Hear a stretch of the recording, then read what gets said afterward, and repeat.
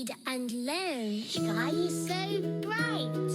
Smart kids grow with moonlight. Read and learn, shine so bright. Smart kids grow with moonlight. E-Schoolify series, fun and true. Learning dreams for me and you. Welcome to E-Schoolify series.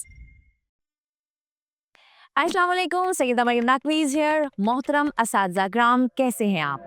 आज के हमारे हर्फ खे के हासिलाते तअल्लुम क्या हैं?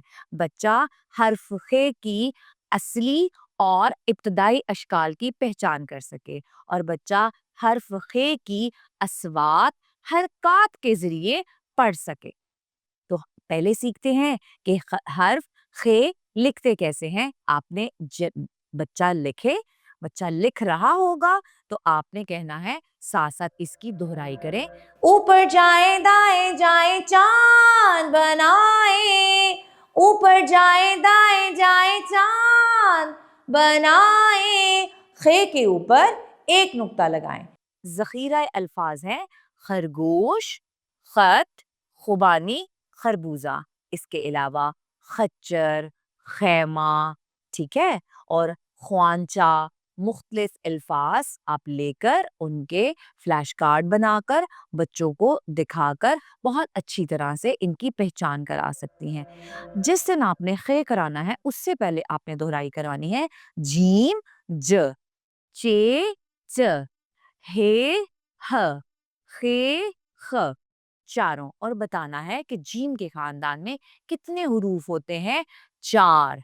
कितने हुरूफ होते हैं? 4। पहला हर्फ जीम, दूसरा हर्फ चे, तीसरा हर्फ हे, चौथा हर्फ खे। इस तरह जो हम खाली जगह बच्चे को करवाते हैं कि जीम के बाद क्या आएगा, तो बच्चे को आपको रट्टा नहीं लगवाना पड़ेगा। साथ साथ दोहराई से बच्चे की जो ब्रेन कैपेसिटी है वो बढ़ती जाएगी और वो ज़्यादा से ज़्यादा चीज़ों को, हरूफ को अपने दिमाग में ज़ख़ीरा करता जाएगा, जमा करता जाएगा।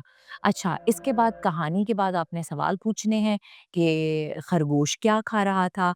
खुबानी और खरबूजा खा रहा था। उसने अपने दोस्तों को क्या लिखा? उसने अपने दोस्तों को एक खत लिखा और अपने दोस्तों को दावत दी कि वो भी उसके साथ आके मज़े से खरगोश के साथ बैठकर खुबानी और खरबूजे खा सके।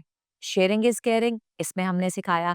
उसके बाद बच्चे को पुर एतमाद बनाने के लिए खुद एतमादी पे आपने एक छोटा सा लेक्चर देना है कि हम अपने अगर काम खुद करेंगे तो हम पुर एतमाद बच्चे बनेंगे।